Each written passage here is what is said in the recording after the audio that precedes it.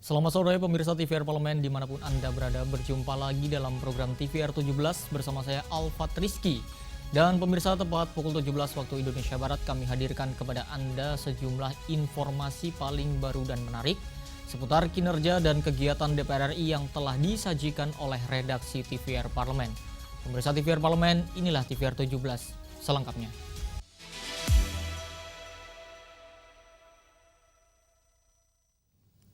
Pemirsa, Komisi 3 DPR RI menegaskan penegakan hukum harus mengutamakan budaya hukum dengan melibatkan tokoh-tokoh adat serta menerapkan restoratif justice dalam penyelesaian perkara-perkara ringan. Pasca disahkan DPR RI bersama pemerintah, KUHP baru akan berlaku mulai Januari 2026. Begitu juga dengan Undang-Undang KUHP yang sudah lebih dulu disahkan.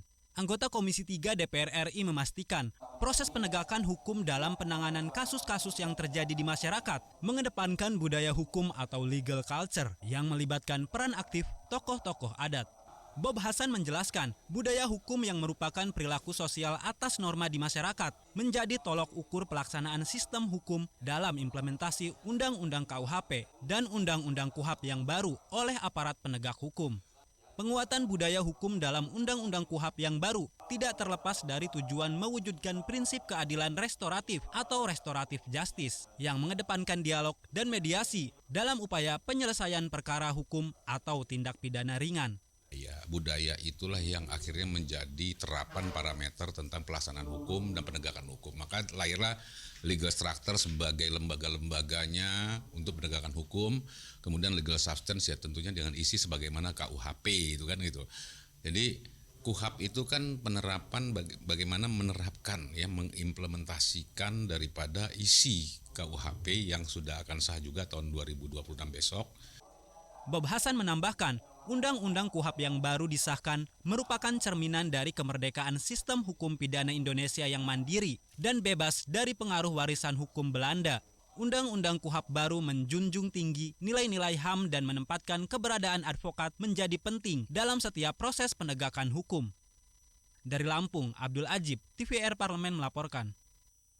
Komisi 4 DPR RI mengapresiasi Kementerian Pertanian atas naiknya produksi beras serta diminta mengatasi defisit daging dan telur agar pasokan terjaga dan tak memicu inflasi.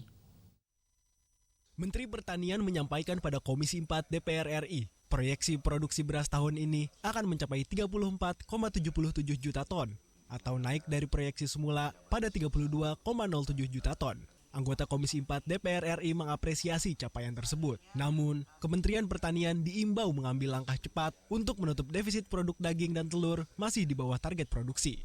Dalam rapat kerja pagi tadi, Riono menegaskan, Kementerian Pertanian harus memperkuat dukungan pada komoditas protein hewani dengan meningkatkan dan memaksimalkan hilirisasi produksi peternakan. Ketersediaan pasokan dan stabilitas harga pangan di dalam negeri harus dijaga ketat agar tidak memicu kenaikan inflasi serta untuk mendukung pemenuhan kebutuhan protein hewani dalam program makan bergizi gratis. Masih ada catatan-catatan penting yang juga belum terrealisasi dari rencana target 2025. Misalkan berkaitan dengan capaian untuk daging sama telur yang ini ya mungkin kurang lebih hampir 70% ya capaiannya. Tetapi ini menjadi sangat penting karena dengan masifnya program makan bergizi gratis, kalau tidak dijaga ketersediaan 9 pangan strategis kita, itu bisa menyebabkan inflasi ya berkaitan dengan ekonomi di tengah masyarakat kita.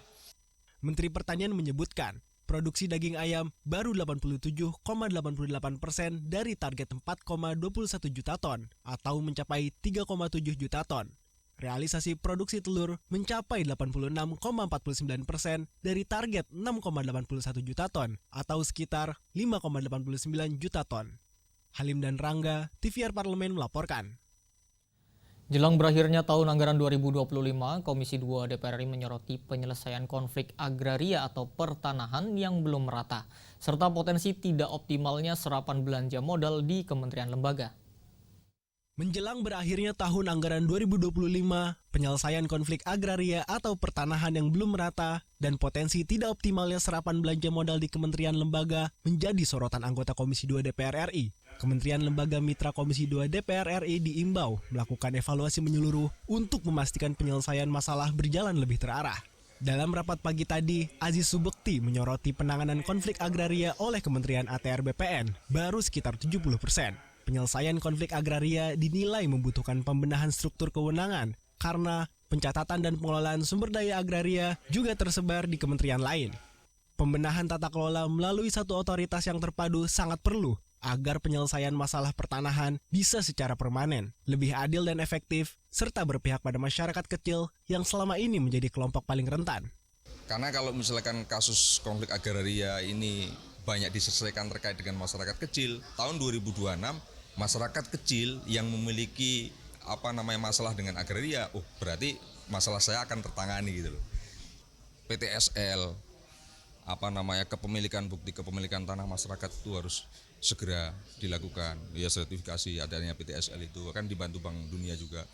Kemudian konflik-konflik yang menyangkut urusan dengan masyarakat kecil itu selesaikan. Kita ini kan paling banyak masyarakat kecil. Aziz Subekti menambahkan, terkait realisasi serapan anggaran kementerian dan lembaga yang baru mencapai 70 hingga 80% harus ditingkatkan. Tindakan mitigasi sejak kuartal 3 seharusnya dilakukan setiap kementerian lembaga agar anggaran yang berpotensi tidak terserap bisa segera dialihkan untuk kebutuhan yang lebih penting dan mendesak. Tegar Aziz, TVR Parlemen melaporkan. Pemirsa, DPR RI menegaskan bahwa penguatan lembaga pangan yang lebih terkonsolidasi menjadi kunci untuk memastikan ketahanan pangan nasional yang stabil dan berkelanjutan. Dan informasi selengkapnya kami hadirkan sesaat lagi, tetaplah di TVR 17.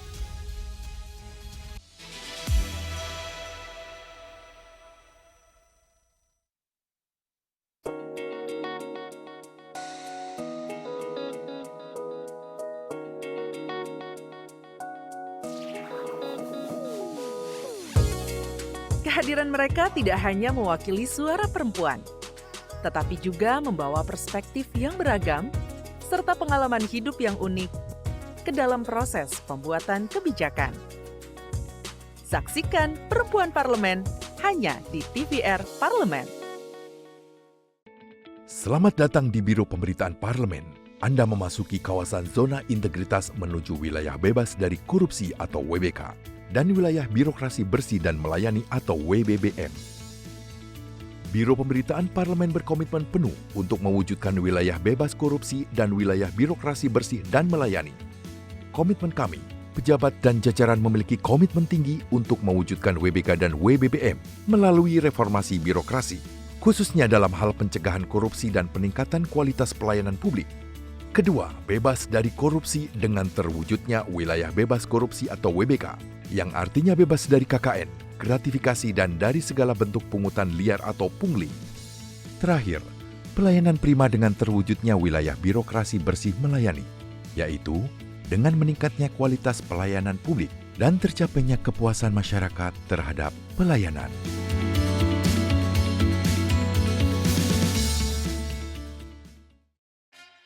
Yuk kita kenalan dengan anggota DPR RI periode tahun ini. Dari depan kursi. Di balik kursi. Gini, di balik kursi. Aku ingin menjadi sesuatu yang mungkin bisa kau rindu. Acap kahiji, rukun sakabehna. Itulah pokok nama. Semakin penasaran kan bagaimana kiprah karir politiknya? Hanya di TVR Parlemen. Dari ruang sidang Senayan, Jakarta, menyajikan liputan langsung kinerja DPR RI.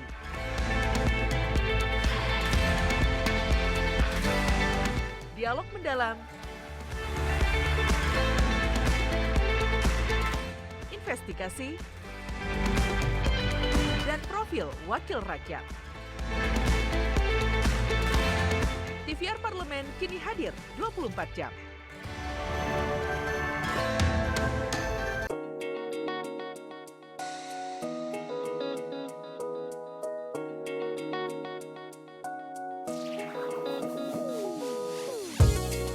Kehadiran mereka tidak hanya mewakili suara perempuan, tetapi juga membawa perspektif yang beragam serta pengalaman hidup yang unik ke dalam proses pembuatan kebijakan.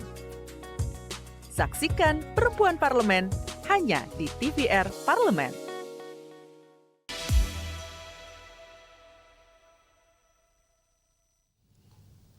Kembali di TVR 17, tata kelola pangan harus dibangun dengan koordinasi yang solid antar lembaga, mulai dari hulu hingga hilir agar distribusi berjalan lancar, produksi terjaga, dan harga tetap stabil bagi masyarakat. Momentum ini dipandang penting untuk memperkuat sistem pangan nasional sekaligus memastikan setiap kebijakan benar-benar berpihak pada petani, pelaku usaha, dan konsumen di seluruh Indonesia. Dan pemirsa, simak liputan mendalam yang telah dikemas oleh tim redaksi TVR Parlemen dalam segmen editorial Parlemen untuk Anda.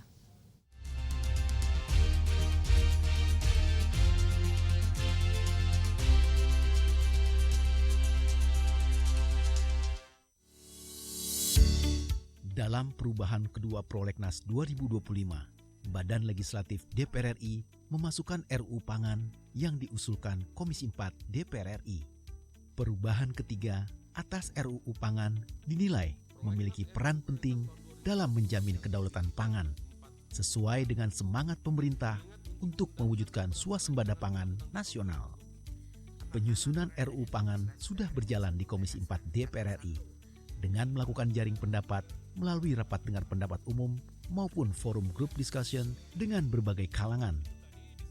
Kepada Komisi 4 DPR RI, Serikat Petani Indonesia menyampaikan RUU Pangan harus berdasarkan prinsip kedaulatan pangan dengan mengakui petani produsen pangan skala kecil lainnya sebagai produsen pangan utama, memasukkan reforma agraria sebagai pilar sistem pangan, memastikan harga yang adil dan melindungi pasar domestik, membentuk lembaga pangan nasional yang demokratis dan inklusif, serta mengarahkan sistem pangan berbasis agroekologi.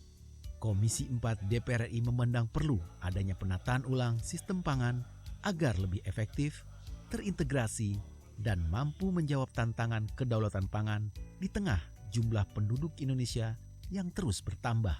Penguatan lembaga pangan seperti rekomendasi SPI memang penting untuk memastikan produksi, pengelolaan pasokan, pengaturan harga, dan distribusi pangan lebih terarah dan terkonsolidasi. Selama ini, peran Bulog masih lemah akibat tumpang tindih kewenangan antar lembaga pangan. Sementara, Badan Pangan Nasional belum menunjukkan peran besar terhadap distribusi pangan. Struktur kelembagaan yang mengatur pangan perlu dirampingkan. Maka dibentuklah Badan Pangan seperti sekarang ini, di mana posisi Bulog menjadi lemah dan kemudian mata rantai distribusi, mata rantai pasok itu menjadi panjang, sehingga proses-proses terhadap masa pengadaan pangan masyarakat ini menjadi sangat terganggu karena adanya proses-proses administrasi yang panjang dan terlalu banyak organisasi atau kelembagaan yang mengatur. Ada Menko Pangan, ada Badan Pangan, ada Kementerian Pertanian.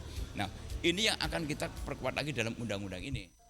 Pentingnya memperjelas peran lembaga yang mengurus pangan dan memegang posisi strategis dalam menjaga ketersediaan harga dan distribusi pangan di seluruh daerah. RUU Pangan harus mampu menjawab tantangan di lapangan, termasuk kebutuhan masyarakat yang tidak bisa menunggu ketika terjadi gejolak pangan.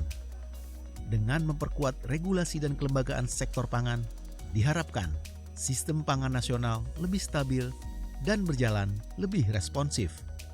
Stabilitas pasokan dan harga, serta kelancaran distribusi merupakan bagian dari ketahanan pangan nasional, selain persoalan pupuk, lahan, maupun peningkatan hasil panen. Begitu juga penguatan pangan atau komoditas khas daerah seperti jagung, sagu, maupun sumber pangan alternatif lain yang selama ini dikonsumsi masyarakat. Melalui RUU Pangan diharapkan menghadirkan norma yang lebih tegas, sekaligus menjadi formula efektif dalam memperkuat ketahanan pangan nasional secara lebih terarah dan berkelanjutan. Bagaimana peran badan-badan ini, karena itu yang akan ditampung dalam undang-undang ini supaya kedepannya lebih baik dan masalah-masalah yang selama ini dihadapi seperti misalnya ada kelangkaan, harga yang terus naik, kemudian juga mutu beras itu yang juga kan harus diperhatikan, dan itu harus ada satu lembaga yang punya otoritas penuh untuk itu. Jadi bukan atas dasar penugasan, atas dasar perintah baru dilakukan. Kalau memang ini masih produktif, ya kenapa kemudian nanti tidak kemudian kita lindungi bahwa NTB adalah penghasil koko ranca, atau kita buatkan menjadi satu pilot project agar ini menjadi penyumbang untuk produk ketahanan pangan kita. Bicara tentang swasembada pangan nggak mungkin kecuali perlindungan tentang lahan pertanian, dan kita sedang mencari masukan kendala-kendala terkait dengan pelaksanaan perlindungan ini apa.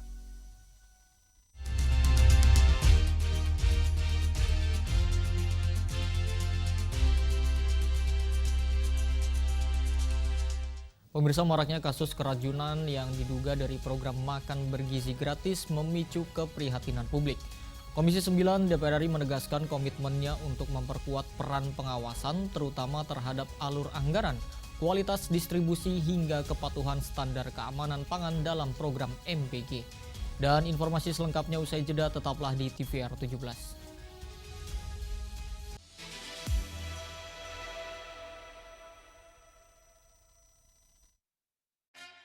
Yuk kita kenalan dengan anggota DPR RI periode tahun ini. Dari depan kursi, di balik kursi. Gini, di balik kursi. Aku ingin menjadi sesuatu yang mungkin bisa kau rindu. Acap kahiji, rukun sakabehna. Itulah pokok nama. Semakin penasaran kan bagaimana kiprah karir politiknya? Hanya di TVR Parlemen. Selamat datang di Biro Pemberitaan Parlemen. Anda memasuki kawasan zona integritas menuju wilayah bebas dari korupsi atau WBK dan wilayah birokrasi bersih dan melayani atau WBBM. Biro Pemberitaan Parlemen berkomitmen penuh untuk mewujudkan wilayah bebas korupsi dan wilayah birokrasi bersih dan melayani. Komitmen kami, pejabat dan jajaran memiliki komitmen tinggi untuk mewujudkan WBK dan WBBM melalui reformasi birokrasi, khususnya dalam hal pencegahan korupsi dan peningkatan kualitas pelayanan publik. Kedua, bebas dari korupsi dengan terwujudnya wilayah bebas korupsi atau WBK, yang artinya bebas dari KKN, gratifikasi dan dari segala bentuk pungutan liar atau pungli.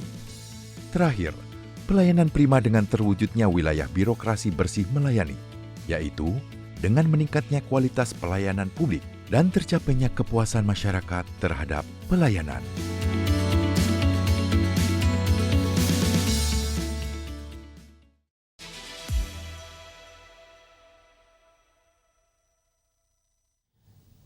Pemirsa, penguatan pengawasan MBG dinilai penting sebagai langkah mitigasi agar potensi keracunan dapat dicegah sejak dini dan juga memastikan setiap rupiah anggaran negara benar-benar memberikan manfaat kesehatan bagi masyarakat, bukan justru menimbulkan risiko baru.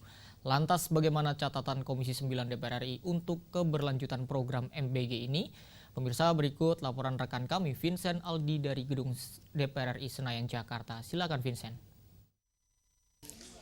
Baik pemirsa TVR Parlemen dimanapun Anda berada, saat ini saya sedang berada di dalam ruang rapat Komisi 9 DPR RI. Dan seperti yang kita ketahui bahwa MBG merupakan program prioritas nasional yang saat ini telah digembleng oleh pemerintah, dan disayangkan pemirsa dari sejak awal pelaksanaannya hingga kini masih sering terjadi racunan massal. Sementara itu pemirsa, anggaran dari Badan Gizi Nasional juga meningkat menjadi 268 triliun, artinya juga meningkat 50 triliun rupiah pemirsa. Lantas bagaimana dari kenaikan anggaran ini, apakah nanti selaras dengan kualitas yang akan diberikan pada MBG ini? Dan untuk bahasnya telah bergabung bersama saya salah satu dari anggota Komisi 9 DPR RI, yaitu Bapak Nur Hadi dari daerah pemilihan Jatim 6. Bapak, bagaimana Pak evaluasi dari MBG terakhir ini Pak? Ya, hari ini kami Komisi 9 DPR RI mengadakan rapat dengan Badan Gizi Nasional dengan tujuan untuk mengevaluasi sebulan terakhir kaitannya program makan bergizi gratis ini berjalan. Dan tadi ada beberapa hal penting yang kami evaluasi, kami kritisi, dan juga kami kasih masukan ya dari hasil paparan atau presentasi laporan dari Pak Dadan selaku Kepala BGN. Ya. Terkait apakah nanti DPR juga akan mendorong audit nasional terhadap dapur dan juga mitra penyedia dari MBG sendiri, Pak? Iya tentu ya. Dengan di 2025 ini total ada anggaran 71 triliun dan tadi laporan dari BGN sudah terserap 61,2%. Artinya sesuai dengan rencana awal ini sepertinya sampai akhir Desember tahun ini sepertinya bisa penyerapan di atas 90% ya. Namun penyerapan yang bagus itu tentu harus diimbangi dengan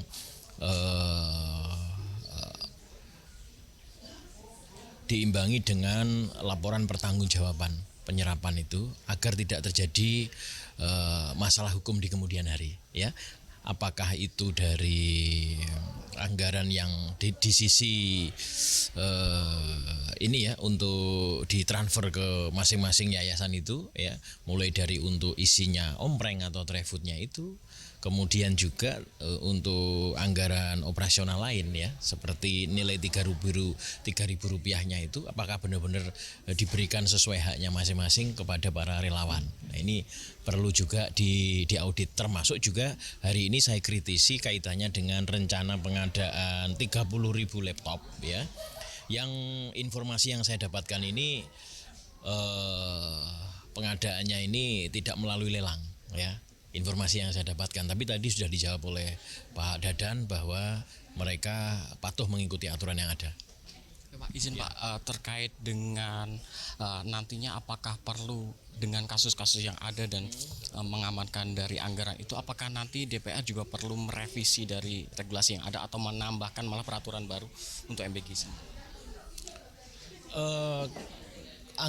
Anggota DPR khususnya yang kami di Komisi 9 kita akan memaksimalkan fungsi kita sebagai fungsi pengawasan ya, sekaligus juga fungsi anggaran di sini. Kalau aturannya saya kira sudah jelas ya, dan Perpresnya juga sudah terbit kaitannya makan bergizi gratis ini, tinggal kita kawal saja ya. Kalau sama-sama ini taat aturan ya, patuhi aturan yang ada, saya kira ke depan selain manfaat ke masyarakat khususnya untuk generasi penerus kita ini makin bagus, tentu juga kita nggak perlu khawatir karena apa? Nggak akan ada masalah hukum yang terjadi karena semua ikuti aturan. Kecuali memang ada, ya mohon maaf tanda kutip, ada oknum-oknum tertentu yang memanfaatkan celah ya, sehingga dia mendapatkan keuntungan untuk dirinya sendiri. Pak Nur Hadi, izin terakhir Pak, bagaimana nanti juga buat mengawal dari transparansi dan juga tidak terjadi penyimpangan di tingkat daerah maupun sekolah-sekolah? Ya, tentunya selain dari BPK yang memang menjadi tugas dan kewajibannya untuk mengaudit kementerian-kementerian termasuk lembaga yang sedang melaksanakan program makan bergizi gratis ini, yaitu BGN, kita secara periodik ya selalu aktif memanggil BGN untuk melaporkan kaitannya penyerapan anggaran. Sekaligus kita juga korelasikan dengan laporan dari masyarakat ya, bagaimana perjalanan program makan bergizi gratis ini benar-benar secara akuntabel itu terlaksana dengan baik atau enggak ya, termasuk dengan bagaimana mitra dapur ini tidak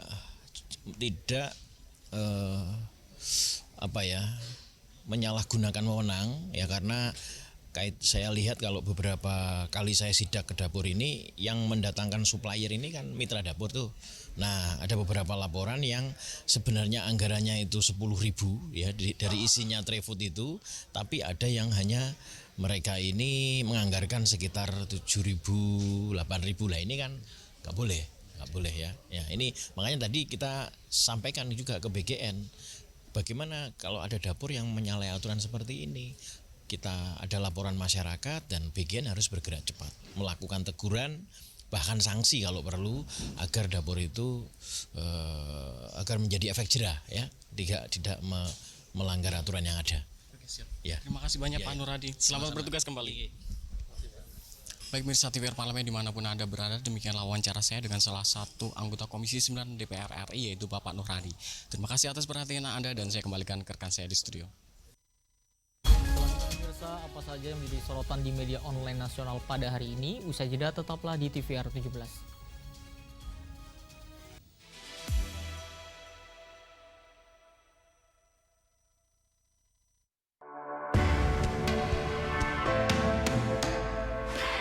Dari ruang sidang Senayan, Jakarta, menyajikan liputan langsung kinerja DPR RI.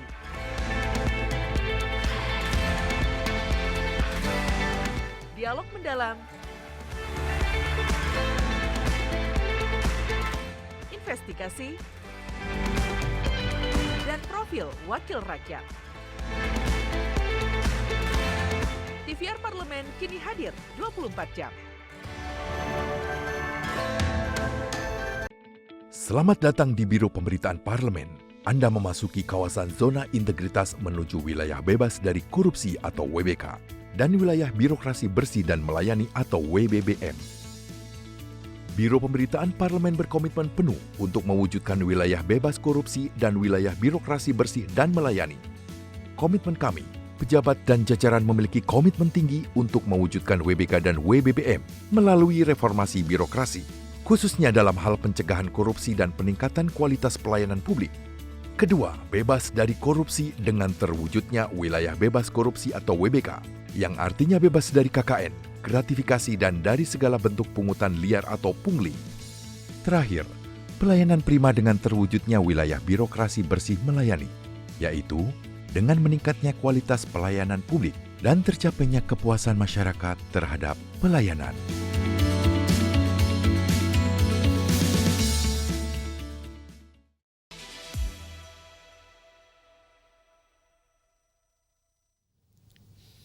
Kembali pemirsa di TVR 17, kali ini kita masuk ke segmen media online nasional. Mari kita simak isu apa saja yang menjadi sorotan media, serta tanggapan dari sejumlah anggota Dewan. Bersama rekan kami, Nazia Sudirja. Silakan Nazia.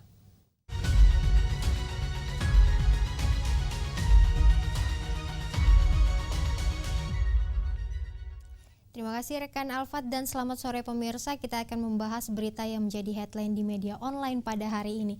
Yang pertama pemirsa, ada Korpri Setjen DPR gelar donor darah bersama KSDDPI dan PMI DKI Jakarta. Dapat Anda saksikan di layar kaca Anda pemirsa. Di sini beberapa media nasional juga menyoroti terkait dengan Korps Pegawai Republik Indonesia, Sekretariat Jenderal DPR RI bekerja sama dengan Keluarga Sehat Donor Darah Parlemen Indonesia dan PMI DKI Jakarta gelar kegiatan donor darah di Kantin Demokrasi Kompleks Parlemen Senayan. Kegiatan ini menjadi bagian dari rangkaian peringatan hari ulang tahun ke-54 Korpri dan diikuti oleh para pegawai, tenaga pendukung, serta stakeholder di lingkungan parlemen. Pemirsa, kegiatan ini tidak hanya menjadi ajang meningkatkan kepedulian sosial para pegawai, tetapi juga wujud nyata dukungan DPR RI terhadap upaya pemenuhan stok darah nasional. Melalui sinergi lintas lembaga ini, Setjen DPR RI menegaskan bahwa pelayanan kepada masyarakat tidak hanya hadir dalam kerja legislasi dan pengawasan, tetapi juga melalui aksi solidaritas yang menyentuh kebutuhan dasar kemanusiaan. Kegiatan donor darah ini menjadi bukti bahwa semangat gotong royong tetap menjadi pijakan dalam setiap langkah DPR RI untuk masyarakat luas. Kita beralih ke berita selanjutnya yang juga menjadi headline di media online pemirsa, yaitu usulan pemisahan fungsi PGN dan pengalihan subsidi LPG mengemuka. Dapat Anda saksikan lagi di layar kaca Anda pemirsa. DPR RI soroti usulan pemisahan fungsi PT Perusahaan Gas Negara serta pengalihan subsidi LPG ke skema yang lebih tepat sasaran.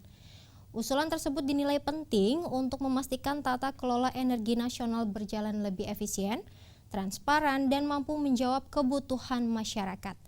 Di samping itu pemirsa, pemisahan fungsi PGN perlu dikaji secara komprehensif agar tidak menimbulkan distorsi pelayanan, sekaligus memastikan infrastruktur gas bumi tetap berkembang untuk mendukung ketahanan energi nasional. Terkait pengalihan subsidi LPG, pemirsa, DPR RI menekankan perlunya pemerintah merumuskan mekanisme yang benar-benar menyentuh masyarakat berpendapatan rendah tanpa mengganggu stabilitas harga dan pasokan. Selain itu, pemirsa, DPR RI mendorong agar setiap perubahan kebijakan disosialisasikan secara matang sehingga tidak menimbulkan kebingungan publik. Melalui fungsi pengawasan dan pembentukan regulasi, DPR RI berkomitmen memastikan bahwa reformasi sektor energi berjalan hati-hati, terukur, dan tetap berpihak kepada kepentingan rakyat. Dan pemirsa, itu tadi headline di media online pada hari ini, yaitu Korpri Setjen DPR gelar donor darah bersama KSDDPI dan PMI DKI Jakarta, serta usulan pemisahan fungsi PGN dan pengalihan subsidi LPG mengemuka. Sekian dari saya, Nazia Sudirja, kembali ke rekan Alfa. Terima kasih, selamat sore.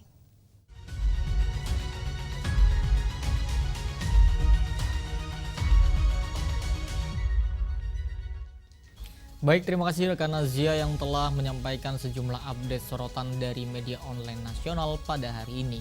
Pemirsa, segmen media online tadi sekaligus menutup program TVR 17 edisi sore hari ini. Saya Alfat Rizky beserta seluruh kru TVR Parlemen yang bertugas mengucapkan terima kasih dan pamit undur diri dari hadapan Anda. TVR Parlemen, referensi Indonesia.